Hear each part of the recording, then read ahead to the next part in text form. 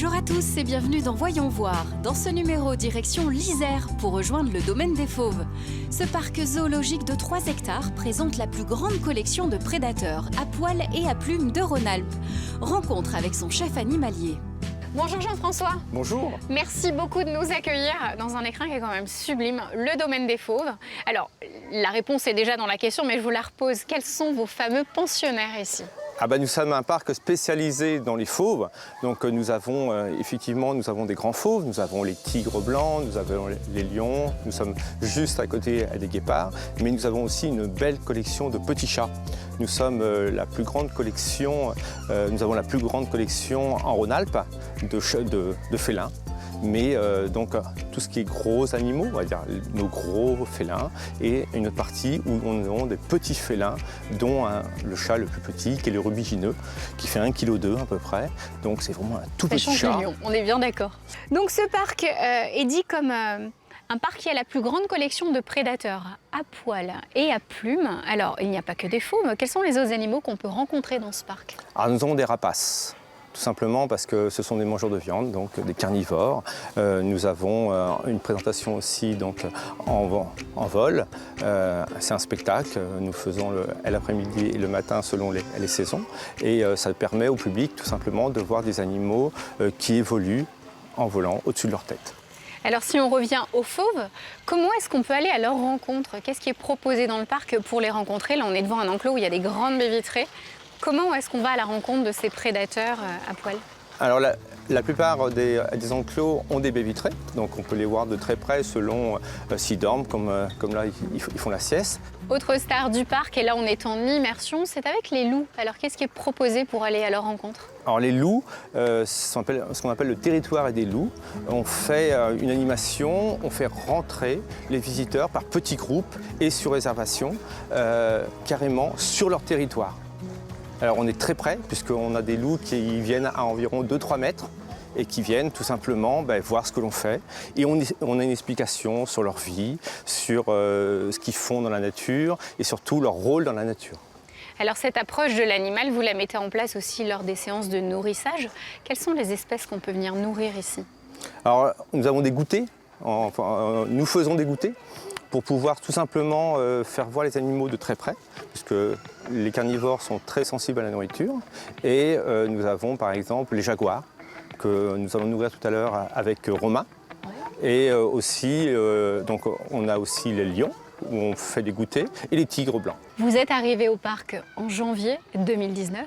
Comment est-ce que vous avez fait pour essayer de les apprivoiser ? Parce qu'ils ne vous connaissent pas encore, tant au niveau de la voix que de l'odeur. Alors comment ça se passe, appréhender ces fauves ? Eh bien voilà, il faut avoir du temps.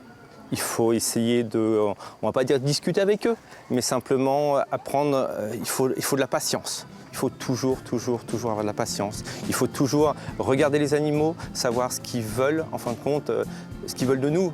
Bien sûr, si on fait une bêtise, c'est pas très sympa pour nous, mais toujours être patient.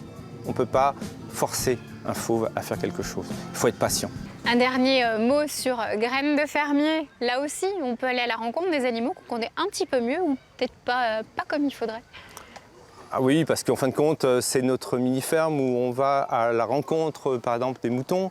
C'est des animaux que l'on connaît, mais ces animaux qu'on voit toujours un peu dans les prés ou de loin quand on est en voiture. Exactement. Et là, en fin de compte, on peut les approcher de très près, voire de très très près, puisque nous avons des agneaux en ce moment, donc ils sont environ à 20-30 cm de nous. Et ça permet de voir des animaux et de les toucher aussi.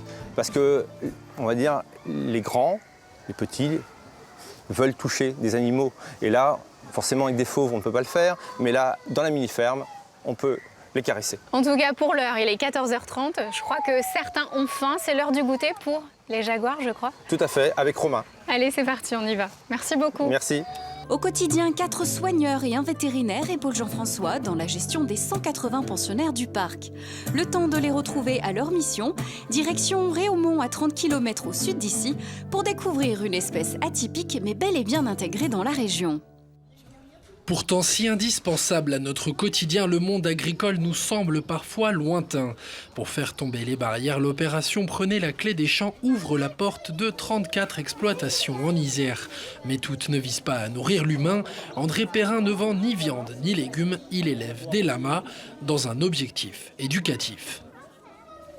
C'est surtout une connaissance de l'animal, autre qu'un lama qu'on voit derrière une grille et qui souvent est agressif parce que souvent les conditions sont pas d'élevage, d'éducation sont pas au top et donc c'est un animal qui va nous cracher dessus dès qu'on s'approche.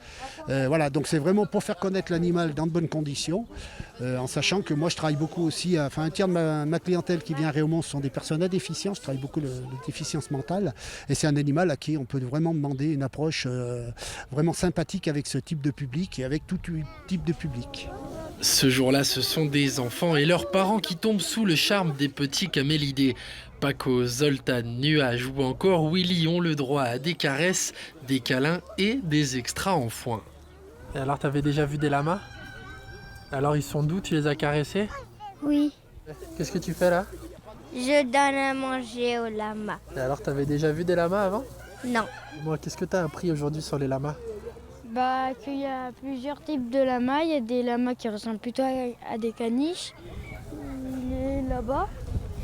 Il y a ceux-là où on peut faire des balades avec. Il faut qu'ils apprennent, qu'ils prennent l'habitude de partager avec des animaux, voir comment ils se comportent justement quand ils ont un peu peur d'eux, savoir comment réagir. Oui, c'est très intéressant. C'est intéressant, ils voient ce que c'est, ils comprennent ce que c'est. Hein? Ça les fait sortir, ils voient un peu de nature. Arrivés en Europe à la fin du 19e siècle, les lamas et les alpagas font aujourd'hui partie des espèces élevées en France. D'un naturel très calme, ils sont utilisés dans de nombreuses thérapies, mais aussi pour leur laine, du débroussaillage, voire même comme gardiens de troupeaux. Nous sommes de retour au domaine des fauves. Comme tous les jours, Romain, soigneur du parc, a pris son micro et un peu de nourriture pour animer une session pédagogique de repas avec les animaux. Il est 14h30, c'est le goûter des jaguars. Encore au niveau des tâches, c'est infime, il faut le voir de près, mais ici en parc zoologique, on a la chance de pouvoir le faire. Chez le mâle jaguar, là il est en train de poser, on peut le constater. Vous remarquez les taches sur son dos, ce qu'on appelle des ocelles ou des rosettes. À l'intérieur des taches, on dirait que quelqu'un est allé rajouter des petits points noirs. Chez la panthère, ce n'est pas le cas. Les taches existent, mais elles sont vides à l'intérieur. C'est complètement vide, c'est uni. Et ça, c'est une différence que vous pouvez faire très facilement pour différencier panthère et jaguar. Alors évidemment, qui dit grand prédateur dit excellent chasseur. Le jaguar est un animal qui est capable de tuer à peu près tout ce qui bouge dans le milieu sud-américain, dans les marécages, dans les forêts et dans les régions de forêts inondées surtout. C'est un animal qui est très à l'aise dans l'eau, qui est très à l'aise dans les sous-bois et qui est, comme je vous le disais, donc capable de s'attaquer à peu près à toutes sortes d'animaux. Autre personnalité du parc, Florence, la vétérinaire. Elle nous a donné rendez-vous dans l'enclos des Caracals ou lynx du désert. Objectif, comprendre le comportement animal de plus près. Bonjour Florence, Bonjour. Grâce à vous, on est au cœur d'un enclos. Oui, forcément, vous êtes chez vous, vous êtes un peu le docteur de tous ces pensionnaires, vous êtes vétérinaire au domaine des fauves. Alors, un point déjà sur cette mission, en quoi ça consiste? Qu'est-ce qu'on vous demande clairement au quotidien auprès de ces animaux? Alors vétérinaire en parc zoologique, ça va être un petit peu différent que vétérinaire en ville, chien ou chat. Alors il y a une base qui est commune évidemment, c'est le soin, tout ce qui est le soin aux animaux, avec un gros point sur la prévention en parc zoologique, parce qu'évidemment on a un contact qui est moins facile avec tous nos pensionnaires qu'avec un chat, un chien apprivoisé. Donc beaucoup de prévention pour éviter d'avoir à intervenir directement sur l'animal, ou en tout cas intervenir le moins souvent possible directement. Ça, c'est la base évidemment du travail de vétérinaire. Et ensuite, il y a pas mal d'administratifs. Il faut gérer cette collection, gérer les animaux. Il a envie de jouer. Il est un peu trop là. C'est Sugar, ça, je crois, c'est ça. Les Sugar, le mâle. Il faut gérer tout ça. Ils ont leurs papiers, ils ont leurs documents d'identité. Il faut gérer donc cette grande masse de paperasserie. Et également leurs arrivées et leurs départs, donc les échanges entre les parcs, quand on envoie des animaux qui sont nés chez nous, par exemple, dans d'autres parcs, l'arrivée de nouveaux pensionnaires, tout ça aussi, ça fait partie du travail du vétérinaire. Alors, au niveau de votre travail auprès des fauves, On le sait, c'est pas comme une girafe ou un éléphant à qui on peut demander des fois de lever la patte, vous savez, faire ces soins un peu d'entraînement. Comment ça se passe pour soigner ces fauves, pour soigner ces animaux quand il faut aller voir une dent ou une patte blessée ou autre? Comment vous faites? Alors c'est déjà beaucoup d'observations et là c'est une grande relation entre le vétérinaire et les soigneurs. Donc les soigneurs tous les jours vont voir l'animal quand ils vont venir le soigner, vont venir nettoyer les enclos, vont le regarder tous les jours, regarder est-ce que ça va bien, est-ce qu'il se comporte habituellement, est-ce qu'il y a quelque chose qui ne va pas, une boiterie, un problème de peau, n'importe quoi. Il va rapporter au vétérinaire, donc à moi. Ensuite, moi, je vais venir moi-même constater, voir ce qui se passe. On voit si on peut mettre en place un traitement, donc dans la nourriture, à donner comme ça, ou s'il faut aller plus loin, donc intervenir. Et bien souvent, avec les félins, ça demande une anesthésie. Alors Florence, si on est là, c'est aussi pour prouver aux gens qu'on peut effectivement vivre de près avec ces animaux. Après, bien sûr, ce ne sont pas des jouets, on est bien d'accord, on n'est pas dans un parc d'attractions. Donc le parc a mis en place différentes sessions de nourrissage des animaux, où les soigneurs font de la pédagogie. Qu'est-ce que clairement vous attendez, vous, votre équipe, de ces moments d'échange avec le public et les animaux et les soigneurs? Que de pouvoir transmettre quelque chose. Déjà notre passion, je pense que c'est important, ça crée une proximité avec les gens. Il se représente mieux ce que c'est le travail du soigneur, le travail du vétérinaire en parc. Parce que des fois, ça peut être un peu confus, on peut avoir parfois des idées négatives. Je pense que cette proximité par le nourrissage, là, qu'on a la chance d'approcher ces animaux qui ont été élevés à la main et habitués à l'homme, ça crée un lien avec le public et du coup, la facilité à faire passer notre message derrière, le message de pédagogie, de conservation, qu'on peut essayer de faire passer plus facilement comme ça. On voit par exemple dans la mini-ferme que les enfants peuvent aller caresser des moutons, aller les voir. Concrètement, l'idée, c'est de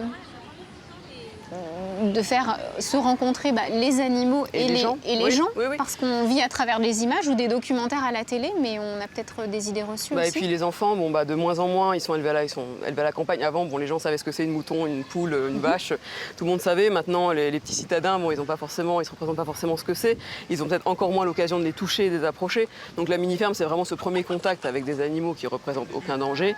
Mais c'est important, le toucher, c'est important. Les enfants, ils peuvent avoir à la maison le chien, le chat, mais pas tous, donc ça permet d'avoir ce contact avec l'animal proche, quoi, et de lever les très proche. Là, très proche. Limite des câlins. Voilà. Alors, un dernier conseil peut-être, Florence, comme vous l'avez fait avec moi avant de rentrer dans cet enclos, quels sont les conseils qu'on peut donner au grand public face à des animaux, même le comportement qu'on doit avoir, le bon comportement quand on est dans un parc zoologique? Le respect de l'animal, pensez que nous, on vient dans un parc, on vient de notre plein gré. Les animaux, ils sont là, ils sont bien, on essaie qu'ils soient au maximum le mieux, mais ça passe par un respect. C'est-à-dire qu'ils sont chez eux, sur leur territoire, c'est leur enclos, ils sont chez eux là. Et donc, il faut essayer de ne pas être invasif sur ce territoire. Donc, ça passe simplement par respecter les barrières de sécurité. Quand on dit ne pas crier, ne pas crier, pour les déranger le moins possible leur quiétude, parce qu'ils vivent là. Ils vivent dans ce parc, dans ces enclos, et ils n'ont aucun autre endroit où aller, donc il faut au maximum respecter leur environnement, leur chez eux. En tout cas, merci beaucoup Florence pour tous ces éléments. Et effectivement, il ne faut pas hésiter à venir voir ces animaux, les comprendre, vivre avec eux. Vous voyez, ils sont adorables comme tout, ils veulent juste peut-être des fois que des câlins ou jouer. Tirer les cheveux. Dans tous les cas, nous on a rendez-vous d'ici, allez, même pas 10 minutes. Voilà, je crois que c'est les loups qui ont faim. Il y a un petit peu de goûter qui se prépare. Merci Sugar. Merci à toi. Le domaine des Fauves est situé à 40 minutes de Grenoble, 45 minutes de Lyon et 30 minutes de Chambéry. Avis donc aux amateurs.